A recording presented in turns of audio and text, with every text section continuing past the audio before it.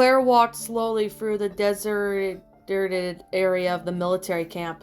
Soldiers in training had been over some time. Night had already fallen, and she could no longer stand to do nothing inside that room. She already managed to keep herself entertained with some movies that were on, and she decided to go for a walk, to get some fresh air. The place was lit by lampposts positioned relatively far away from each other. The cool atmosphere and the desert place felt somewhat frightening atmosphere in the air, but she was used to it. It was something she was used to do. Go out for walks at less crowded times. It was dangerous, she knew, and Chris had made it clear on many occasions that she hated it. He hated it when she did that. But that habit helped her get through Raccoon. Occasionally her brain would still trick her, showing her creatures of people that weren't there. Her attributes wouldn't let herself fool herself. Frankly, she was at the beginning of starting to see the not-so-bad side to her attributes.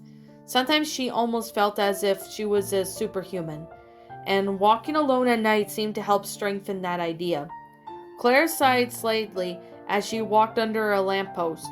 Chris's meeting was already over, but he had to go to Clive to discuss something about this new organization.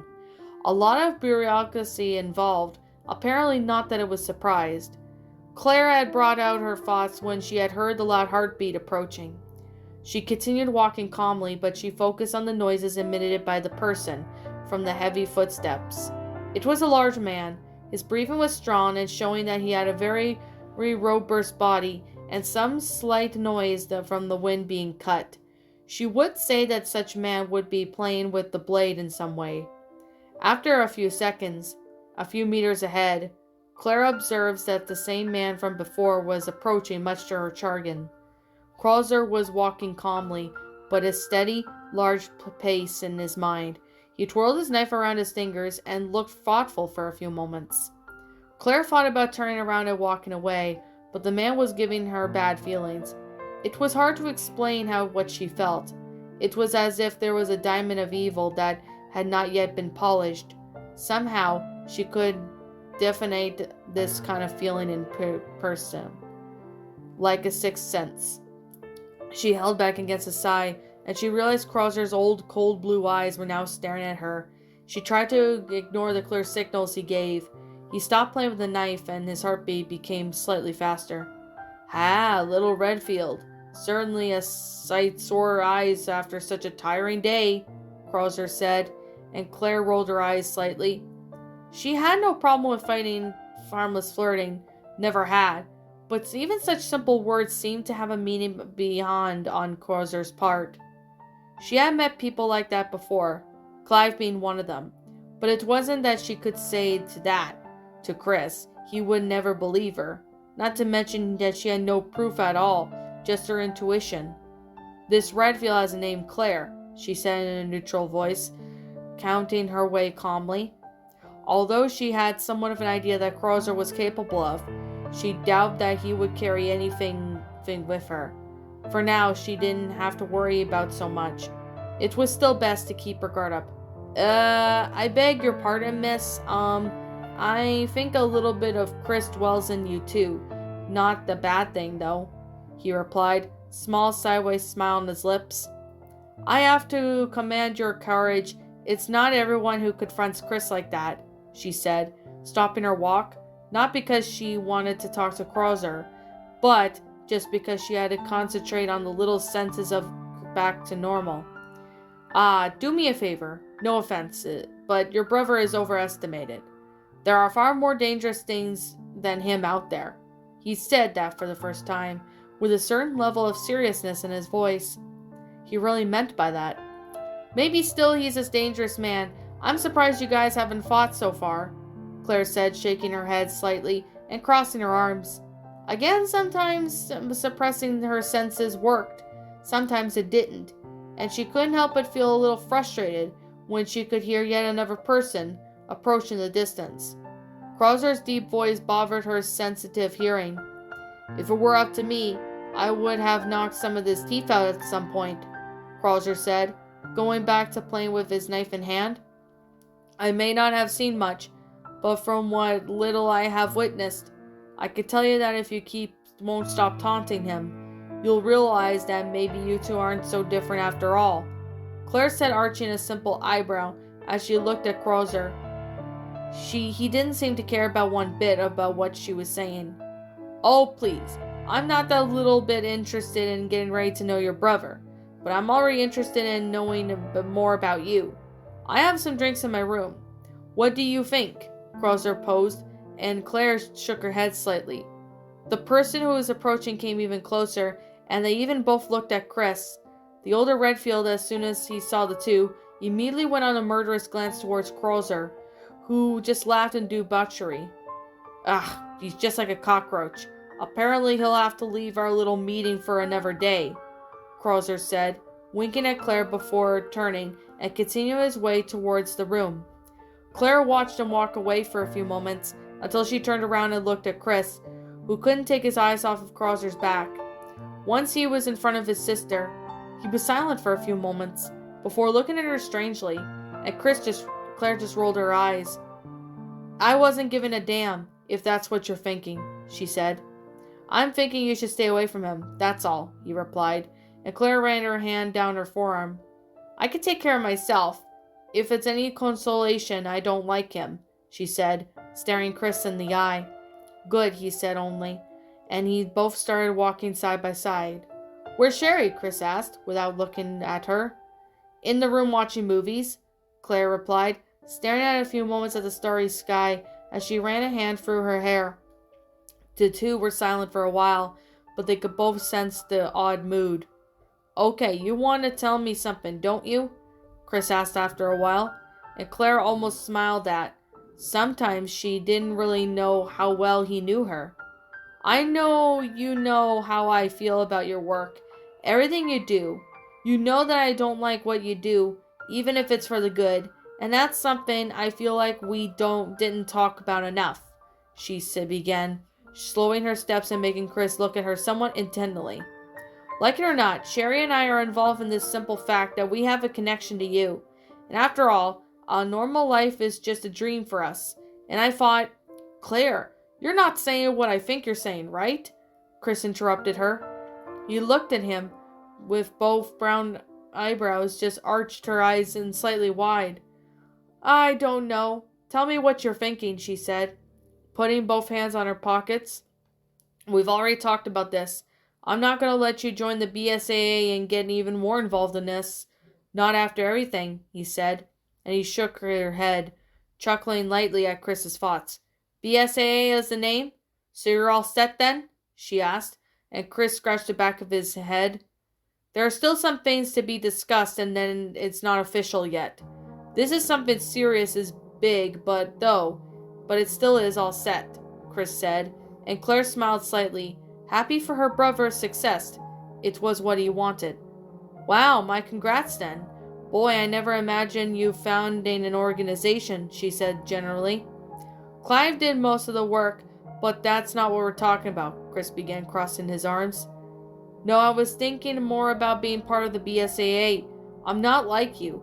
I don't want to be a soldier, but I want to help, she said, watching Chris's reactions carefully. It was somewhat clear that he hadn't liked hearing that, but he was waiting patiently for her to finish saying what she wanted. I have seen the firsthand about what the viruses are capable of doing, what Umbrella can cause.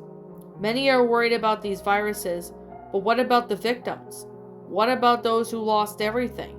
What about the people who are orphaned and homeless after these attacks? She said, and although she didn't say directly of what she wanted, Chris already knew where she was getting at. She didn't have to finish. He lowered his head and sighed, running a hand through his short hair. And you want to join Save. He had finished her, and Claire, in turn, just turned at him for a few moments. Come on, Claire. I know you're better than you know yourself sometimes. I just know you've been doing research on Save and the bioterrorist attacks they covered, he explained, crossing his arms again and looking up at the sky thoughtfully. Claire just smiled as she shook her head. It was naive of her to think that she would hide this from her brother. Okay, let's just assume that I accepted the idea, which, to be clear, I don't. What about Sherry? He asked, looking up at her and deep in the eyes. Tara's safe as an education program for teens. Sherry would take part of the first aid classes to help manage medical supplies. She said that, and Chris clicked his tongue in displeasure. I've already talked to her about... Yeah, I figured you did. She just acts like you sometimes, he interrupted her, running his hand down his neck. He had spent long hours, 2 different meetings, and by now, boy, this was exhausting. He was silent for a while, minutes maybe.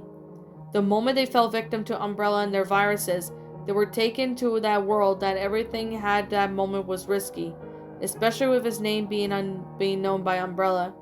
Who knows whatever terrorist organizations lurking around. Look, we can at least finish Sherry's training before you guys get involved with TerraSave, he asked, and Claire arched an eyebrow in anticipation, causing Chris to sigh. I don't know. I just can't forbid you as much as I am against it. But I would feel a little more relieved knowing that Sherry can protect herself. So you'll stay away from TerraSave for as long as her training lasts?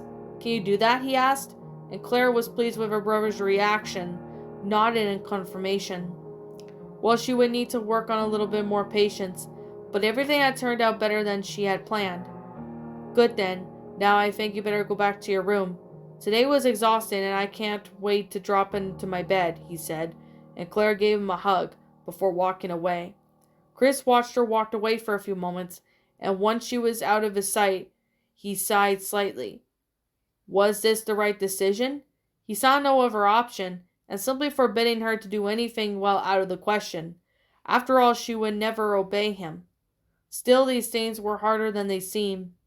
3 days passed, and Chris still found himself conflicted, but the doubt slowly disappeared. Sherry began her training. The girl had never touched a gun before, and her lack of experience was all clear. But as the training progressed, it was hard to realize that she had potential with the weapon. She was more once regarded with the best shooter in Stars, and was certainly still known for the extremely accurate aim. So many would say that Sherry's progress was due to training as a professional. But Chris knew it was more than that. The girl was almost a natural with the gun. He trained her with Claire, but the more bureaucracy happened, and his head ached with new responsibilities that came his way. Until a few weeks, his first official mission would take place. Simple reconnaissance mission in partnership with USSSOCUCOM.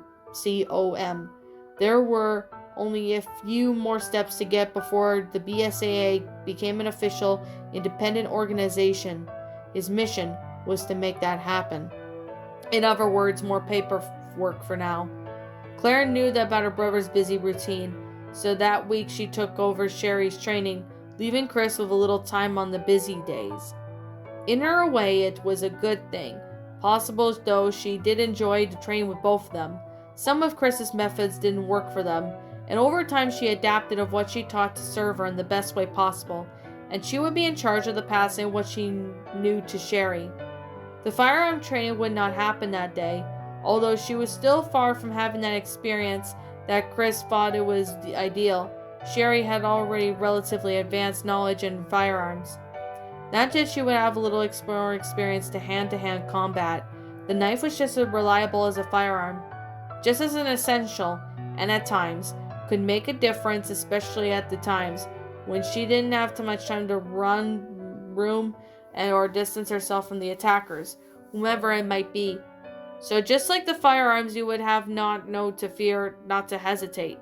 Technique is important, yes, but generally what determines your survival is not just technique. You will eliminate the enemy quickly and direct the fatal attacks. Claire explained while watching Sherry stand in the attack position with a knife still in the sheath of her hands. Your goal is to defend yourself and only use a knife if necessary. But, well, Chris had been teaching you of what he learned in Military Man, so, yeah, it's going to be a little different, Claire said, also getting into position. Depending on your opponent, you will be forced to take different actions. Like, for example, your enemy may be wearing a ballistic vest, so stabbing him in the stomach or heart will be a waste of time. Most people didn't have any kind of the training, but in case if you're going against someone who is trained, you would have to be prepared. Now attack me, Claire said, and Sherry did as instructed. The girl attempted a piercing attack from left to right, but Claire stopped just below the blow with the firearm. In this position, you can force my arm to the side, breaking my guard, and cut my neck. Try it, she said, and Sherry did.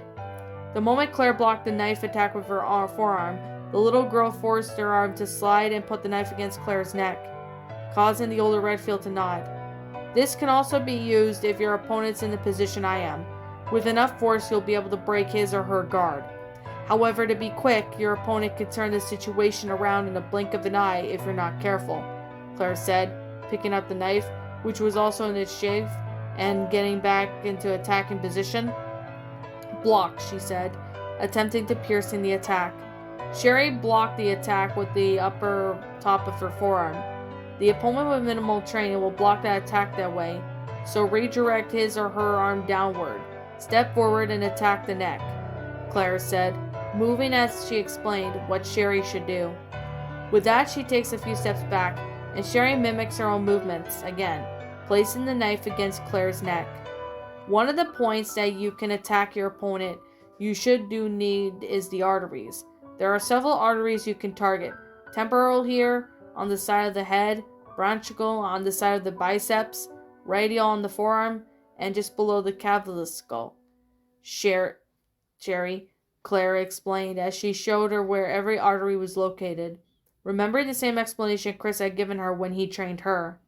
It all depends on the situation you're in, but hit one of those arteries and your opponent is pretty much finished, Claire said, giving a nod in response. The two continued their training for a little while longer. Sherry attempted to pierce an attack, however Claire blocked the counter-attack and slowly lending her speed purposely so that Sherry would react. The girl did as she expected and directed Claire's arm downward. Sherry then stepped forward and aimed for the woman's neck. However, to her surprise, Claire countered, stepping aside and grabbing Sherry's arm, landing a knee to the girl's stomach. A weak blow, but it became effective, and the girl walked away with her hand to her stomach and a pained expression. Sherry said nothing and just gasped as she knelt down with her hand still on her stomach. With a small smile that Claire had on her face slowly died. The expression Sherry was making was one of pain, more than Claire had thought. She even wondered if she had been taking it too hard, which it would make sense. She held her back bow. "Oh, Sherry, geez, I'm sorry," she apologized as she approached and knelt beside the girl, who took a few steps to breathe deep breaths as the pain dissipated. "Geez, Claire, I thought I was supposed to be training. You hit hard," she complained, and Claire helped her to her feet, ignoring the strange feeling she had. "I'm sorry, I went too hard. I just admitted it," she said, watching Sherry take a few more deep breaths after they stood up. When the girl recovered, her baby blue eyes met Claire's. The two stared at each other for a while. Claire had always known that Sherry saw those things that others didn't, and that looks showed that she knew something, and she didn't know how to react to it. Until after a few moments, Sherry smiled slightly, and her gaze returned to normal. "Well, I guess I should be thankful that it's not Chris in your place, right?" she joked. After a few moments lost in thought, Claire smiled, shaking her head slightly at the thought. "Ah, you better believe it. His arm is bigger than your head," Claire said, smoothing as the sheath around the knife around her waist. "Okay, we can take a break now. We'll continue in 15 minutes, okay?" she asked, and Sherry nodded in response. "I'll go in the bathroom in the meantime while I'm here. I'll see if my parents need to be bandaged," Sherry said, giving a slight poking, one that Claire felt and smiled in nervousness. Sherry laughed lightly in amusement and turned around, walking across the yard towards the house ahead. Claire watched the young girl walk away, and as soon as she passed through the door, she sighed and lowered her head, slightly annoyed. "You know, at least you can make effort and pretend you are not looking, King," she said loudly, and soon turned back around, staring at Crozer with sharp eyes. He was leaning against the wall with his arms crossed, and as soon as she turned around, He gave a sideways grin. Guilty as charged, he only said, not moving a muscle, and Claire sighed. Chris disappeared for a while and you got bolder. I think you're afraid of him, she teased, which seemed to come up with no effect. Ha! That's a good joke, he scoffed. It's hard to have a conversation with you with him butting in all the time, but now that he's not here to stand in our way, it's a good opportunity, he said, as she crossed her arms. Shouldn't you be reporting it to your superiors or something? She said, and he snorted. And missed the chance to see those high, tight clothes? No thanks. I thought by this point you would have taken the hint, but it seems that Chris was right on saying that your mind is more retarded than normal, she said, deciding to take her intuition to a basis. The further away from Crozer she was, the better. Crozer, for his part, took no offense. His sideways smile only widened. I have nothing against you, Crozer, but if you keep chasing me like this, maybe that knife to your shoulder will end up in your chest, she said in a neutral tone, gaze still sharp and still stance from him. Crozer laughed a little. He moved a few 2 steps away from the wall and put one of his hands in his pocket without looking away. Oh, Redfield, you look cute that way.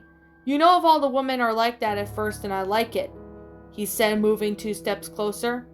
I like it when they act fierce. I'm going to love that break furiously when it's just the 2 of us alone in the dark room, and make you scream my name, he said smugly, but Claire continued with a neutral expression, her eyes now showing a hint of annoyance. Be careful now, or maybe the one screaming will be you, she replied, shaking her head slightly. You've been warned, Crozer, she said, and after raising his hands, Crozer turned away, and from there, with calm steps. Claire watched him walk away and breathed a little bit more relief as she realized that he was far enough away from him that she didn't have to worry about him sneaking out there again. Claire bit her tongue a little slightly, something that was bothering her. Crozer seemed to be that kind of a man, the kind one who saw the woman as only objects of pleasure and jumped in from skirt to skirt, bragging about how many women he had fun with and all that shit. But a part of her said that there was something more. He just wasn't after her for her body. It was almost as if he was watching her every step, made for the ulterior motive, as if he was trying to discover some secret that he had carried. Then again, he didn't know how to control her senses very well, and maybe, just maybe, she was thinking a little too much, and he was just after her for her body. But somehow that didn't seem to be the case. Minutes later, Sherry returned, and they continued with their training. The hours passed quickly, and when she at least expected it, nighttime had come. Claire was sitting on one of the steps in the front of the back door. She couldn't sleep. Sherry's breathing was too loud. She sighed and kept that in mind.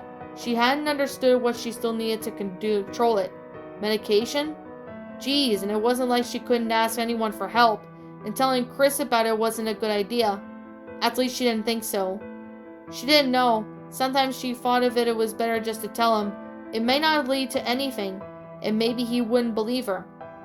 But she wondered what it must be like to hear her sister as a Superman senses that something wasn't ordinary. But then again, what was normal in those days? The door behind her stayed open, but she wasn't turned to see who it was. She heard Chris come out from the front door a few moments ago, and she heard him go up the stairs and check on her and Sherry, and heard him whisper to himself. What was she doing out there? Even though it had been a long time since she was like this, she still couldn't get used to it. Claire, is everything okay? He asked, in a slight concerned tone, even though he already knew that it was a habit. Yeah, just enjoying the night. I didn't want to stay in bed, she said. Glancing over the observed Chris sat down next to her. The two were silent, enjoying the cool weather, but Claire could sense her brother's relentless and his attempts to relax. You looked worried, she said after a while, and Chris unresponsive for a few moments. Work in some time, the BSAA will become official. The preparations to go to the public are almost ready. And on top of that, that comes to our future missions, he explained, snapping his neck and lowering his head. The next few days will be less busy, but that's just the calm before the storm. You want to tell me about? she asked, and Chris just glared at her. Honestly, he didn't seem too inclined to talk about, but he knew his sister wanted to know exactly what he would do, since it would include him going on a mission to fight biological weapons. We have our sights in on a terrorist organization. They have been messing with the new virus with us somehow, and they said that they are dangerous. We are investigating their actions. We already know some leads and their plans. They call themselves Vitro. That's all I can share with you for now, he said, resting his arms on his knees. How was training today? Chris asked, and Claire shook her head. It was fine. Sherry is a fast learner, although she has an easier time with firearms, she said. I have to agree on that. She learns fast. She's a better student than you, he teased, and Claire playfully nudged his arm. Hey, on one that disagrees, it was a great student, she said, and Chris snorted. Yeah, great at disobeying, he replied, and his fingine an indignant expression. They were silent again for a little while longer, until Chris stood up and opened the door. I'm off to go. Don't stay out there too long. Try not to lose your eyes for a bit, or Sherry will suppress you in training, he said, looking over his shoulder. That's not going to happen, she replied, and Chris just smiled. Suit yourself. With that, he just walked to the house and closed the door, and leaving Claire alone again. The woman lowered her eyes, and the smile on her lips died. The blur of her gaze fell on her hands. Sometimes she felt as if there was something moving through her veins, coursing through her body. It was rare for this to happen, but it was more than enough for her to suspect that there was something there. She just shook her head and stood up for a few moments. She was going to take Chris's advice and tried to get some sleep. The days passed and Sherry's training progressed, and Chris's work week began. The BSAA was taking shape. Time for the military specializing in the super fighting bioterrorism was coming. And the same could be said for Claire and Sherry. With the girls' training come to an end, it was time for them to have their first contact with their future. Tara's save was a path that Claire was determined not to look back on, and she hoped that Sherry felt the same way. She didn't have to worry about that, although she had confirmation with her 2 years of joining the organization. The ancient was standing in front of the desk in his superior's office. His arms were behind his back, and his face was in a neutral expression. Ahead, William was placing a large briefcase on the desk, and just then he turned to the agent. I must say, Agent, I am surprised. I just admit that there were times where I doubted you would have what you needed. But here we are.